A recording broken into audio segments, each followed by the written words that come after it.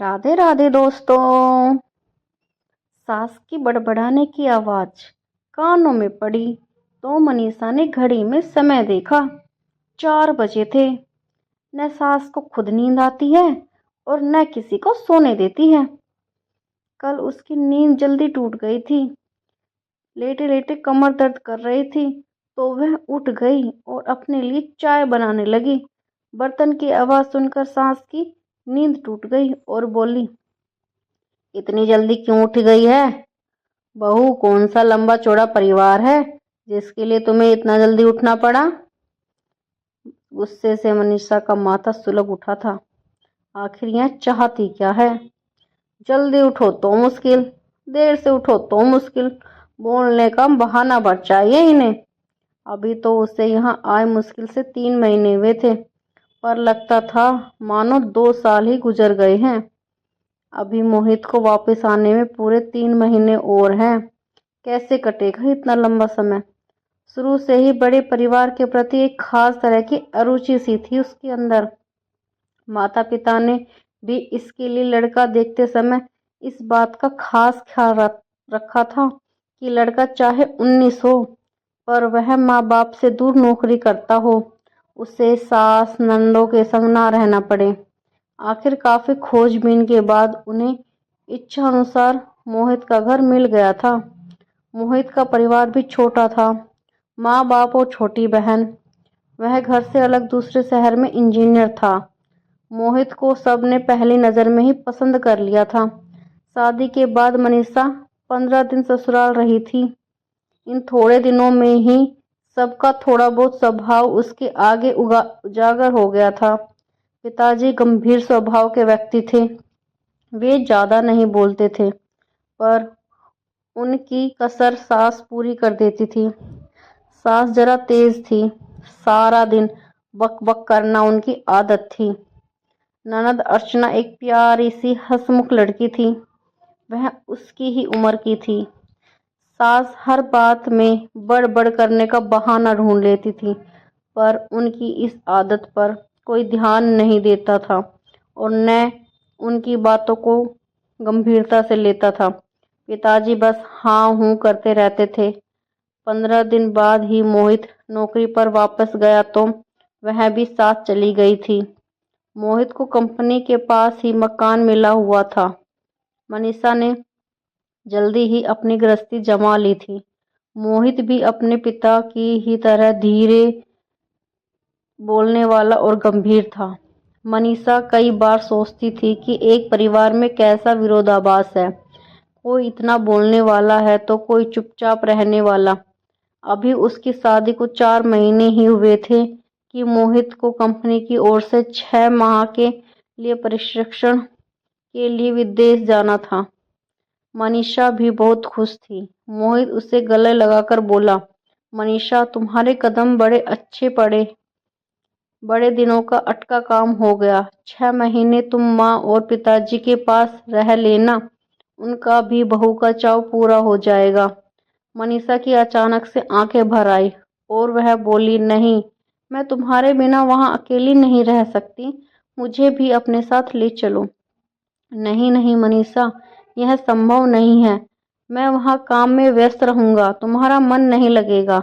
6 महीने का समय होता ही कितना है, पलक झपकते ही समय निकल जाएगा।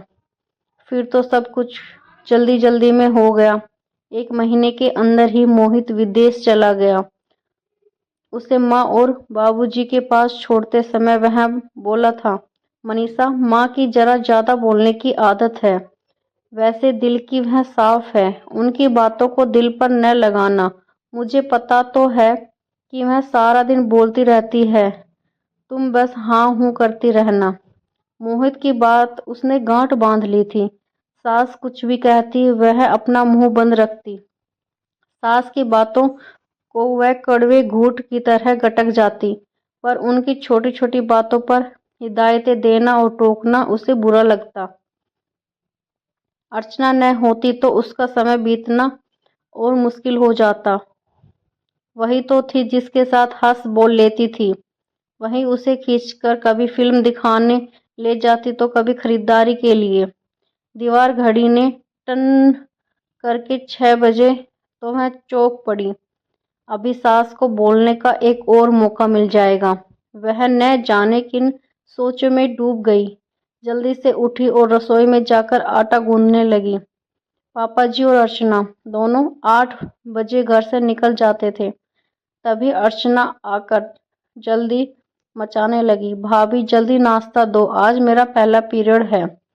मनीषा के कुछ बोलने से पहले ही सास बोल पड़ी, जरा जल्दी उठ जाया करो बहू, मैं तो गठिया के मारे उठ नहीं पाती हूँ। अब सबको देर हो जाएगी।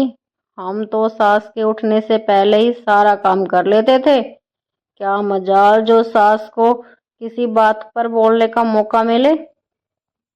हो गया तुम्हारा भाषण शुरू, पिताजी गुस्से से बोले। अभी सिर्फ 7 बजे हैं और अर्चना को खाने जाने में पूरा 1 घंटा बाकी है। तुम चुप रहा करो जी, सास बोली। पहले बेटी को सिर चढ़ाया, अब बहू को माथे पर बिठा लो। मनीषा चुपचाप पराठे सेकती रही। अर्चना बोली, कभी माँ मौन व्रत रखे तो मजा ही आ जाए। मनीषा के होठों पर मुस्कान आ गई। अर्चना पर भी सास सारा दिन बरसती ही रहती थी। कॉलेज से आने में जरा देर हो जाए तो आसमान सर पर उठा लेती थी, प्रश्नों की बौछार सी कर देती थी। देर क्यों हुई, घर पर पहले बताया क्यों नहीं था। अर्चना चिल्लाकर कहती, बस भी करो माँ, जरा सी देर क्या हो गई, तूफान मचा दिया। मैं कोई बच्ची नहीं हूँ जो खो जाऊंगी। आजकल एक्स्ट्रा कक्षा लग रही है, इसलिए देर हो जाती है। तुम्हें तो बोलने का बहाना भर चाहिए। बेटी के बरसने पर सास थोड़ी नरम पड़ जाती, फिर धीमे स्वर में बड़बड़ाने लगती। अर्चना तो बेटी है, सास के सवाल जवाब कर लेती है, पर वह तो बहू है, उसे अपने होठ सी कर रखने पड़ते हैं। बिना बोले यह हाल है। जो कहीं वह भी अर्चना की तरह मुंह तोड़ जवाब देने लगे तो शायद सास कयामत ही बरसा दे। सास और पिताजी का दिल रखने के लिए ही तो वह यहाँ रह रही है, वरना क्या इतने दिन वह अपने मायके में नहीं रह सकती थी। पिताजी और अर्चना चले गए। वह भी रसोई का काम निपटाकर नहा धोकर आराम कर रही थी। पड़ोस से पारो की माँ आई हुई थी। वह चाय बनाने लगी। बाहर टोकरे में बर्तन धोकर रखे थे। कांच का गिलास निकालने लगी तो जाने कैसे गिलास हाथ से छूटकर टूट गया। सास बोल पड़ी, बहू ध्यान से बर्तन उठाया करो, महंगाई का जमाना है, इतने पैसे नहीं है जो रोज रोज गिलास खरीद कर ला सके। जब अपनी गृहस्थी जमाओगी तब पता चलेगा। बाहर वालों के सामने भी सास चुप नहीं रह सकती। मनीषा की आंखों में क्रोध और क्षोभ के आंसू आ गए। चाय देकर वह अपने कमरे में आकर लेट गई। उसने कभी अपने माँ बाप की नहीं सुनी और यहाँ दिन रात माँ जी की उल्टी सीधी बातें सुननी पड़ती है। रात खाने के समय मनीषा ने देखा कि दही अभी नहीं ठीक से नहीं जमा। सास का बोलना फिर शुरू हो गया, तुमने बहुत ठंडे या बहुत गर्म दूध में जामन डाल दिया होगा, तभी तो नहीं जमा दही। अगर ध्यान से जमाती तो क्या अब तक दही नहीं जमता। मोहित को तो दही बहुत पसंद है, पता नहीं तुम वहाँ भी दही ठीक से जमा पाती होगी या नहीं। पिताजी बोल पड़े, ओहो, अब चुप भी रहोगी या बोलती ही जाओगी। तरी वाली सब्जी है, दही बिना कौन सा पहाड़ टूट जाएगा। तुम्हें खाना हो तो हलवाई से ले आता हूँ, बहू पर बेकार ही क्यों नाराज हो रही हो। सास खिसियाई और बोली, लो और सुनो, बाप और बेटी पहले ही एक थे, अब बहू को भी शामिल कर लिया है गुट में। मनीषा सर में गड़ी जा रही थी। सास के तो मुंह से जो आया वो बोलने लगती है, किसी का लिहाज नहीं। खाना खाकर वह कमरे में आई तो उसके मन में क्रोध भरा हुआ था। अब वह यहाँ हरगिज नहीं रह सकती। 3 महीने जैसे तैसे काट लिए हैं, पर अब नहीं रहा जाता। उसकी सहन शक्ति अब खत्म हो गई है। हर बात में टोका टाकी भाषणबाजी, आखिर कहाँ तक सुन सकती है वह। कभी कपड़ों में नील कम है तो कभी बैंगन ठीक से नहीं भुने, कभी चाय में पत्ती ज़्यादा है तो कभी सब्जी में नमक कम है। बिना वजह छोटी छोटी बातों में लंबा चौड़ा भाषण झाड़ देती हैं। बर्दाश्त की भी हद होती है। अब वह यहाँ नहीं रहेगी। वह उठकर भैया को खत लिखने लगी। मायके में जाकर मोहित को भी पत्र डाल देगी कि भैया लेने आए थे, सो उनके साथ जाना पड़ा उसे। सुबह सास की आवाज़ कानों में पड़ी, उठो बहू, सुबह हो गई। वह उठने लगी तो अचानक चक्कर सा आ गया। उसने उठने की कोशिश की तो कमजोरी के कारण उठा नहीं गया। हल्की सी झुर्री सी लग रही थी, सारा बदन टूट रहा था। वह फिर लेट गई और बोली, माँ जी, मेरी तबीयत ठीक नहीं है। क्या हुआ तबीयत को? यह कहती सास उसके कमरे में आ गई। माथे पर हाथ रखा तो मैं चौंक गई। उसके मुंह से हल्की सी चीख निकल गई। अरे तुम्हारा माथा तो भट्टी सा तप रहा है बहू। फिर वहीं से चिल्लाई, सुनो जी, जरा जल्दी इधर आओ। अब क्या आफत? पिताजी चिल्लाते हुए कमरे में आए। बहू को तेज बुखार है, जल्दी से जरा डॉक्टर को बुला लाओ। पापा जी तुरंत कपड़े पहनकर डॉक्टर को लेने चले गए। सास मनीषा के सिरहाने बैठकर माथा दबाने लगी। ठंडे ठंडे हाथों का हल्का हल्का दबाव मनीषा को बड़ा अच्छा लग रहा था। कुछ ही देर में पिताजी डॉक्टर को लेकर आ गए। डॉक्टर मनीषा की अच्छी तरह जांच करके बोले, दवाएं तो मैंने लिख दी। इस हालत में अधिक तेज दवाई भी नहीं दे जा सकती। किस हालत में? सास पूछ बैठी। यह गर्भवती है, डॉक्टर बोला।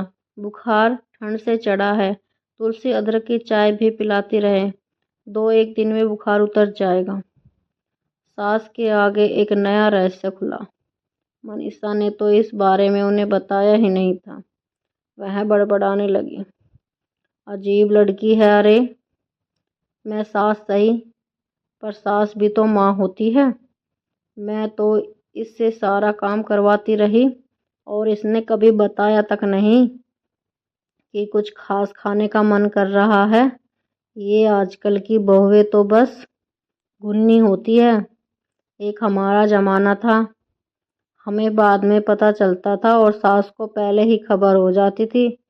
अब बताओ, मैंने तो कभी इससे यहाँ भी नहीं पूछा कि क्या खाने की इच्छा है, तो अब पूछ लेना। काफ़ी वक्त पड़ा है, इस समय बहू को सोने दो, पिताजी बोले और कमरे से बाहर चले गए। रात सास अपनी खाट मनीषा के कमरे में ही ले आई। रसोई का सारा काम अर्चना को सौंप दिया, इसलिए वह सास का आक्रोश उस पर बरसता। इतनी बड़ी हो गई है पर खाना बनाने की अकल नहीं आई। सब्जी में पानी तर रहा है, दाल इतनी गाढ़ी है कि गुठलियाँ बन गई है। 10 बार कहा है कि जरा अपनी भाभी के साथ हाथ बटाया करो, कुछ सीख जाओगी, पर ओहो माँ, शुरू हो गई तुम। एक तो खाना बनाओ, ऊपर से तुम्हारा भाषण सुनो। मुझसे खाना बनवाना हो तो चुपचाप खा लिया करो, वरना खुद करो। सास बड़बड़ाने लगी, इन बच्चों को तो समझाना भी मुश्किल है। सास 2-2 घंटे बाद अदरक सौंफ वाला दूध लेकर मनीषा के पास आ जाती, खुद अपने हाथों से उसे दवा देती, रात भर माथा छू छू कर उसका बुखार देखती। अपने प्रति सास को इतना चिंतित देख मनीषा हैरान थी। बड़बोली सास के अंदर उसकी इतनी फिक्र है और उसके प्रति इतना प्रेम है, आज तक कहाँ समझ पाई थी। मनीषा 4-5 दिन बुखार की चपेट में रही। सास बराबर उसके सिरहाने बैठी रही, उसे दवा, दूध, चाय, खिचड़ी आदि सब अपने हाथों से देती थी। कई बार मनीषा को लगता जैसे उसकी माँ ही सिरहाने बैठी है।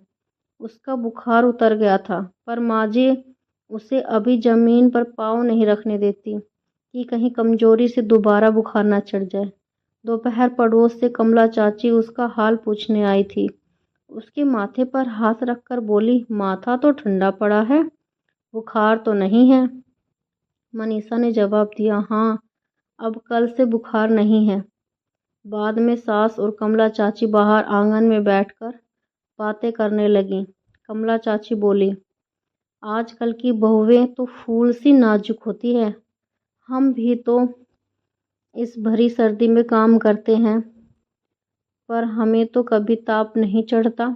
ये तो बस छुई मुई सी है। फिर फुसफुसा कर बोली, अरे बहू को बुखार भी है या यूं ही बहाना किए है पड़ी है। आजकल की बहुएं तो तुम जानो ऐसी ही होती हैं।